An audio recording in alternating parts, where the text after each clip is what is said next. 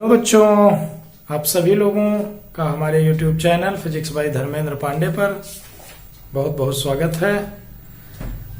Class 12th के physics class में आज हम आप लोगों से डिस्कस करेंगे एम्पियर का परिपथीय नियम, या केवल हम एम्पियर का नियम कहते हैं, एम्पियर का नियम और इसका अनुप्रयोग। बेसिकली एम्पियर आप सभी लोग जानते हैं विद्युत धारा का मूल मात्रक है, विद्युत धारा मूल राशि है, और एम्पियर साइंटिस्ट का नाम है। उन्होंने विद्युत धारा से चुंबकीय क्षेत्र के आपस में लिंक को जोड़ा, यानी विद्युत धारा के कारण, किसी धारावाही चालक के कारण चुंबकीय क्षेत्र जो उत्पन्न होती है उनका आपस में कोरिलेट किया और ये बताया कि किसी बंद परिपथ की या किसी बंद पथ के परिसीमा के अनुदिश चुंबकीय क्षेत्र का रेखीय समाकलन उस बंद पथ से होकर गुजरने वाली नेट धारा का μ0 गुना होता है। ये एम्पियर का नियम है।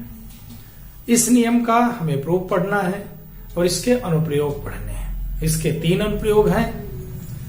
किसी अनंत विस्तार की, किसी अनंत लंबाई की सरल रेखीय धारावाही चालक तार के कारण किसी बिंदु पर चुंबकीय क्षेत्र ज्ञात करना।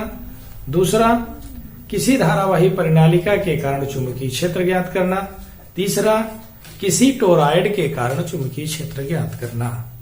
तो बच्चों, आज के वीडियो लेक्चर में हम आप लोगों को एम्पियर के परिपथीय नियम का कथन, इसका प्रूफ और इसका एप्लीकेशन नंबर 1 इसका डिस्कशन करेंगे। इसके पहले हमने आप लोगों को बायो-सेवर्ट का नियम, बायो-सेवर्ट के नियम का अनुप्रयोग, है ना, और कैसे हम उस नियम को लगा करके विभिन्न स्ट्रक्चर में मैग्नेटिक फील्ड कैलकुलेट करते हैं, इसके बारे में बताया था।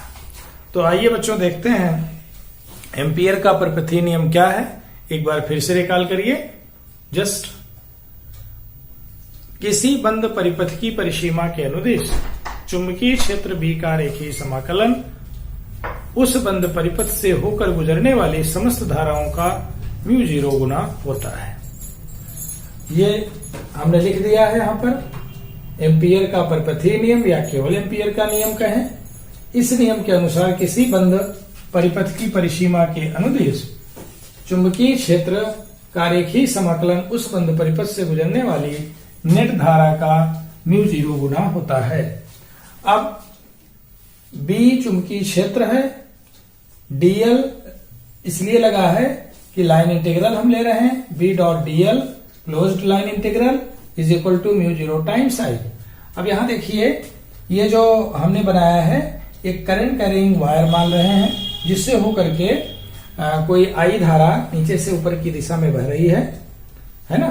वायर इस प्लेन ऑफ बोर्ड पर है और इस वायर के, यानी प्लेन ऑफ बोर्ड के लंबवत इसका तल है। किसका तल?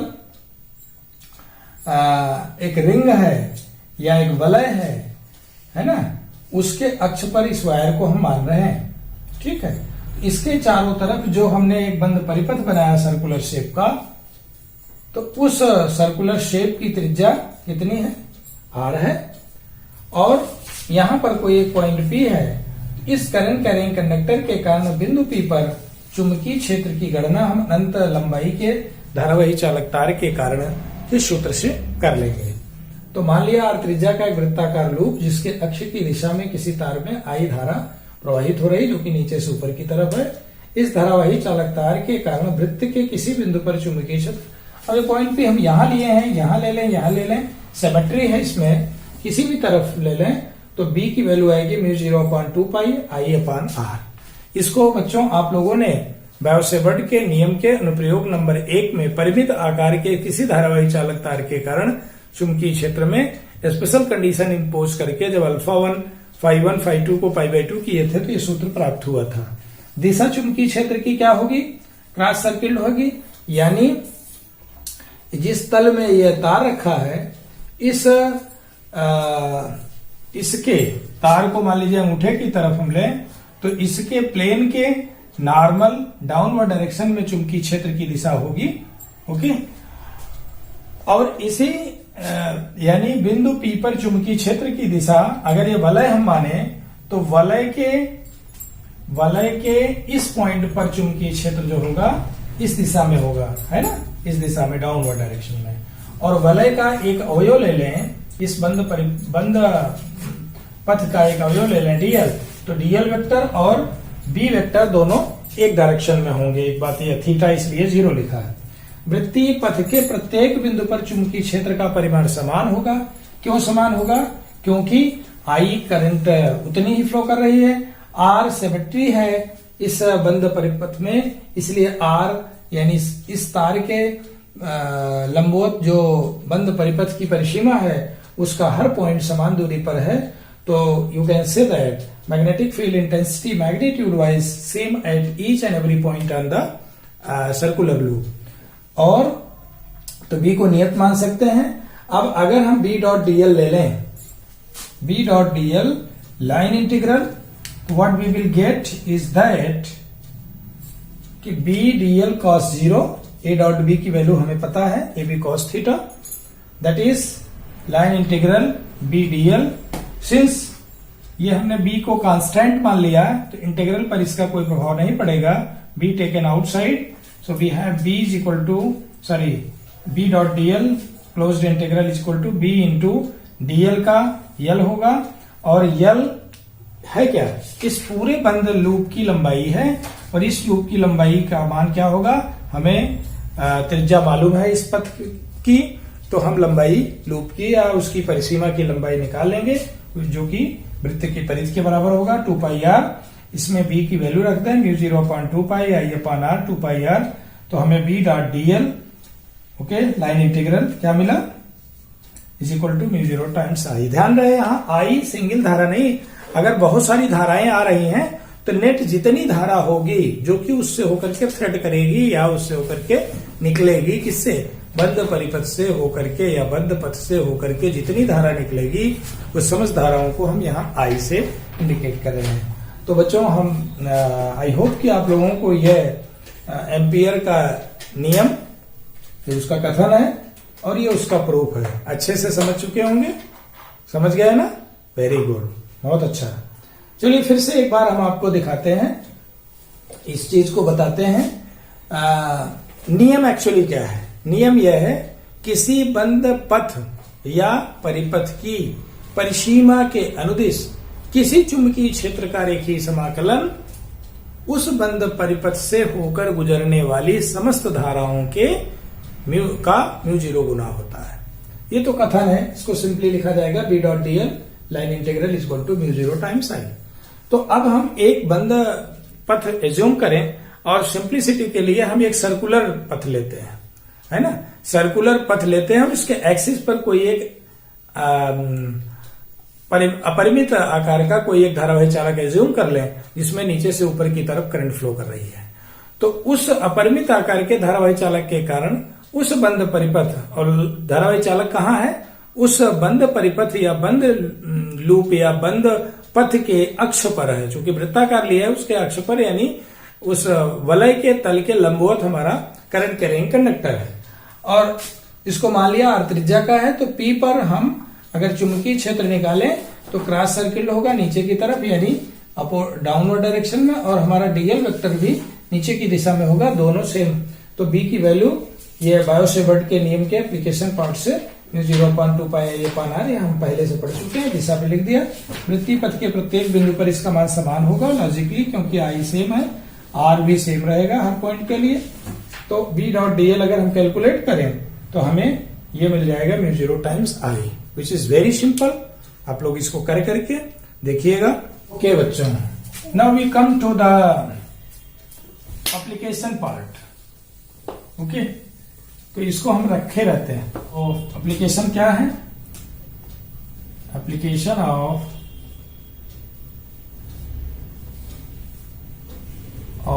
Amperes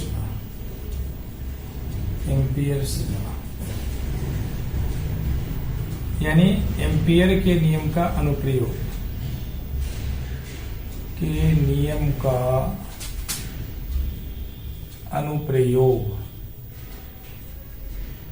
okay. नंबर 1 अनुप्रयोग, क्या है बच्चों? Let us see here. अनंत लंबाई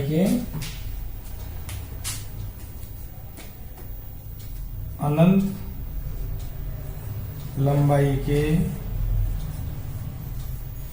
सरल रेखीय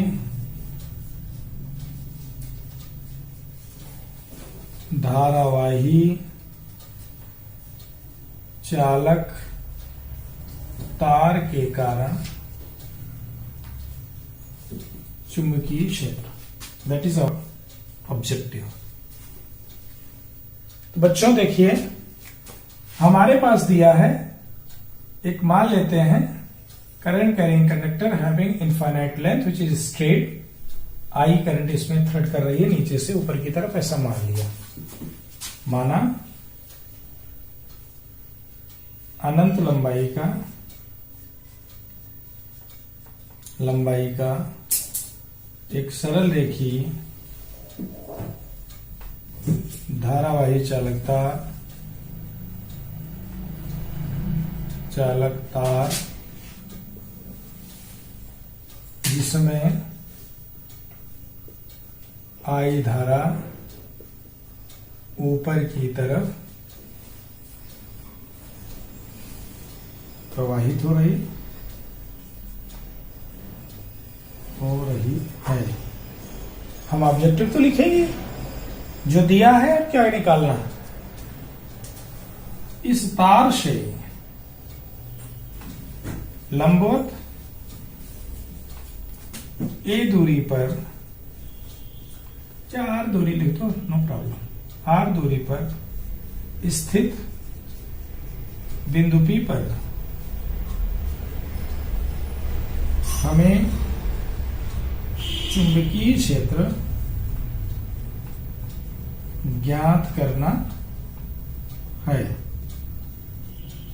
ओके बच्चों, ये तार है, अनंत विस्तार इसलिए कर दिया कि अनंत विस्तार के कारण निकालना है, तो डॉट डॉट आगे ऊपर नीचे कर दिया। इस तार से लंबवत ए दूरी पर कहीं भी ले लिया हमने, मान लीजिए यहां पर ले लिया, लंबवत ए दूरी पर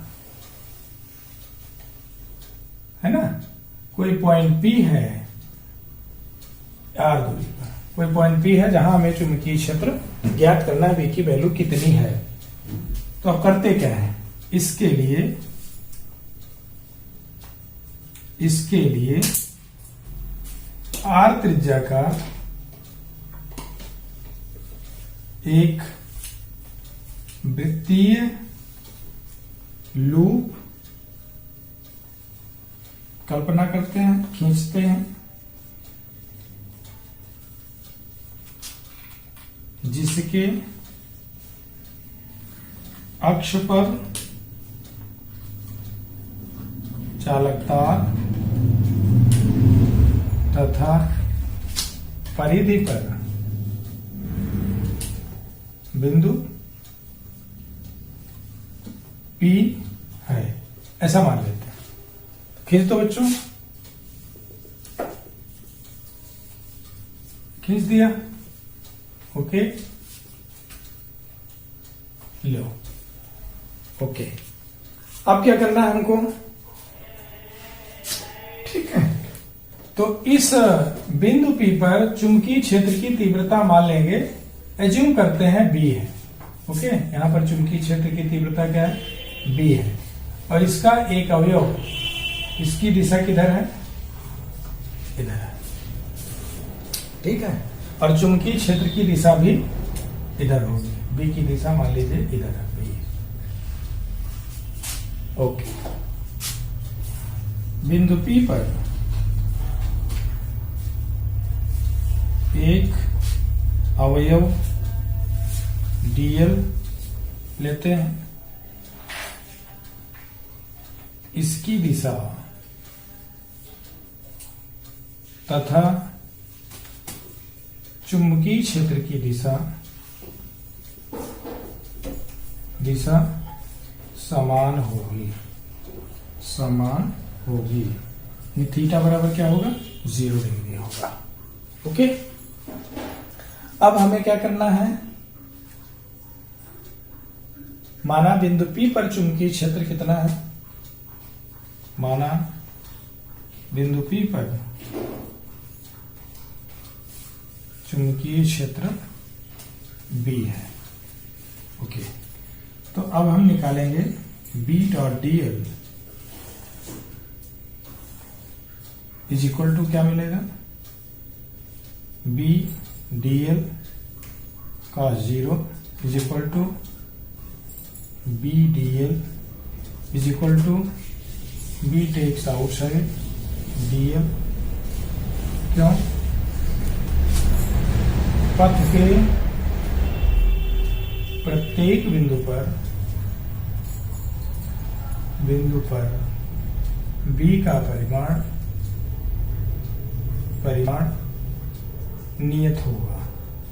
क्यों नियत होगा, इसको बताने की जरूरत नहीं है, आप समझ रहे होंगे, क्योंकि अभी जस्ट पहले बताया था r दूरी समान है, करंट वही है पथ का हर बिंदु, तो B की वैल्यू सेम आएगी, क्योंकि B जब भी निकालेंगे वो I पर और R पर डिपेंड करेगा, क्योंकि DL क्या है, DL और R के बीच का एंगल तो थीटा 90 है ही है, कोई प्रॉब्लम नहीं। तो अब ये B, तो B डॉट DL कितना मिला हमको, is equal to B into 2 pi R। क्यों, क्योंकि integral DL is equal to L is equal to 2 pi R, अर्थात वृत्त की परिधि। ये बात बच्चों आप लोग समझ चुके होंगे। ये मान लीजिए क्वेश्चन फर्स्ट है, परंतु एम्पियर के नियम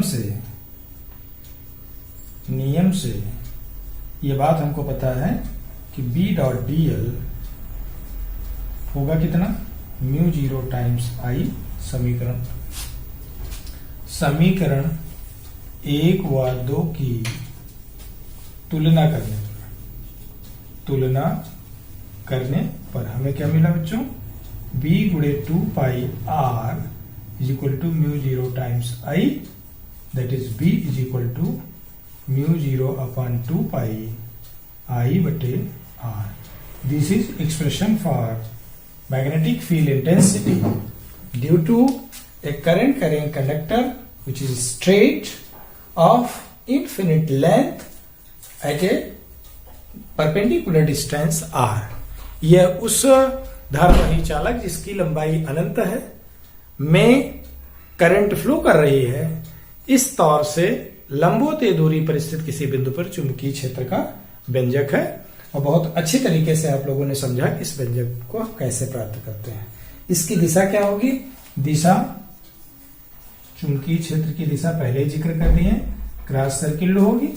ओके, अगर तार में चुंबकीय क्षेत्र करंट की दिशा डाउनवर्ड हो तो इस तरफ डॉट सर्किल होगी और इस तरफ क्रॉस सर्किल होगी। ओके, एक महत्वपूर्ण रिमार्केबल पॉइंट आप नोट करिए कि क्या है, मैग्नेटोस्टैटिक्स में एम्पियर का नियम इलेक्ट्रोस्टैटिक्स में गॉस नियम के समतुल्य है बच्चों। आशा करता हूं कि आप लोगों को गॉस का नियम इलेक्ट्रोस्टैटिक्स का पता है। वहां हम लोग क्या लेते थे, एक बंद पृष्ठ लेते थे, कुछ चार्ज उसके अंदर एज्यूम कर लेते थे, है मान लीजिए कुछ भी चार्ज है उसके अंदर, तो उस चार्ज के कारण इलेक्ट्रिक फील्ड होगी और उस इलेक्ट्रिक फील्ड के कारण इलेक्ट्रिक फ्लक्स बाहर की तरफ निकलेगा। तो हम लोगों ने क्या निकाला था, ख्याल करिए कि E डॉट ds जो कि इलेक्ट्रिक फ्लक्स था comes out to be Q upon epsilon naught. ये क्या मिला था, Gauss law in electrostatics. Q is the total charge enclosed within Gaussian surface. Epsilon 0 तो निर्वात की विद्युतशीलता और E इलेक्ट्रिक फील्ड ds क्षेत्रफल वेक्टर है और E ds क्लोज्ड इंटीग्रल जो मिला ये पूरे पृष्ठ से होकर गुजरने वाला संपूर्ण विद्युत फ्लक्स है। क्योंकि पृष्ठ बंद होती है, वहां बंद पृष्ठ लेते हैं, यहाँ बंद पाथ लेते हैं और बंद पाथ के परिसीमा के अनुदिश चुंबकीय क्षेत्र का रेखीय समाकलन म्यू 0 टाइम्स I होता है। यहां पर Q है, यहां पर I है, यहां पर 1/ε0 है, यहां पर म्यू है, यहां पर E डॉट ds है, यहां B डॉट dl है। तो काफी कुछ एक दूसरे से मिल रहा है। तो हम कह सकते हैं कि एम्पियर का परिपथीय नियम या एम्पियर का नियम मैग्नेटोस्टैटिक्स में is very similar to the Gauss line electrostatics. Okay, अगर हम तुलना करें बायो-सेवर्ट के लॉ को इलेक्ट्रोस्टैटिक्स के किसी लॉ से, तो हम पाएंगे बायो-सेवर्ट लॉ जो हमें मैग्नेटिक फील्ड इंटेंसिटी देता है किसी करंट कैरिंग कंडक्टर के कारण, जो कि स्मॉल एलिमेंटल पार्ट है, तो आप पाएंगे कि जो कूलम्ब्स लॉ था उसके समतुल्य है। कूलम्ब्स लॉ में हम फोर्स निकालते हैं और किसी एक सिंगल पॉइंट के कारण इंटेंसिटी कूलम्ब्स लॉ से निकालें magnetic field electric field intensity, तो we will get the almost same result. तो बायो-सेवर्ट लॉ कूलम्ब्स लॉ के करस्पॉन्ड करता है और जो हमारा एम्पियर्स लॉ है इलेक्ट्रोस्टैटिक्स में गॉस लॉ के समतुल्य है। तो बच्चों, मैं आशा करता हूं कि इस इक्वेशन को आप लोग अच्छे से समझ चुके होंगे। और एक बात ध्यान रखिए, अगर आपसे बोर्ड एग्जाम में ये पूछा जाता है कि एम्पियर का परिपथीय नियम लिखिए और इसकी सहायता से किसी अनंत लंबाई के धारावाही चालक तार के कारण चुंबकीय क्षेत्र की गणना कीजिए, तो आप ये पूरा काम करेंगे, स्टेटमेंट लिख देंगे और एप्लीकेशन लगा देंगे। लेकिन अगर आपसे ये पूछा जाए कि बायो-सेवर्ट का नियम लिखिए और उसका प्रयोग करते हुए अनंत लंबाई के किसी धारावाही चालक तार के कारण चुंबकीय क्षेत्र की गणना करिए, तब आप परिमित आकार का कंसेप्ट लगाएंगे और φ1 φ2 के टर्म में जो हम B प्राप्त किए थे μ0/4πI/r sin φ1 प्लस sin φ2 का एक्सप्रेशन मिला था, उसमें स्पेशल केस का जिक्र कर देंगे कि φ1 φ2 बराबर है और π/2 है, तो अनंत लंबाई हो गई, तो हमको एक एक्सप्रेशन मिला, तब उस कॉन्सेप्ट से लगाएंगे। लेकिन आपसे केवल ये पूछा गया है कि अनंत लंबाई के किसी धारावाही चालक तार के कारण चुंबकीय क्षेत्र की गणना कीजिए, तो you have two options, either you apply Ampere's law और यू कैन अप्लाई बायो-सेवर्ट। तो दोनों को आप अच्छे तरीके से समझें। As far as my opinion ये क्वेश्चन बहुत इंपॉर्टेंट है बोर्ड के पॉइंट ऑफ व्यू से, ये चाहे उस लॉ से चाहे इस लॉ से, ये अपने आप में पूछे जाने योग्य है। ओके, अब हम आप लोगों से दूसरा एप्लीकेशन अगले वीडियो में जिक्र करेंगे। किसी धारावाही परिनालिका के कारण चुंबकीय क्षेत्र कैसे निकालते हैं, किसी टोरॉइड के कारण चुंबकीय क्षेत्र की गणना कैसे करते हैं। तो बच्चों, हम अगले वीडियो में आपसे एम्पियर के परिपथीय नियम का अगला एप्लीकेशन पार्ट दोनों जो है बताएंगे।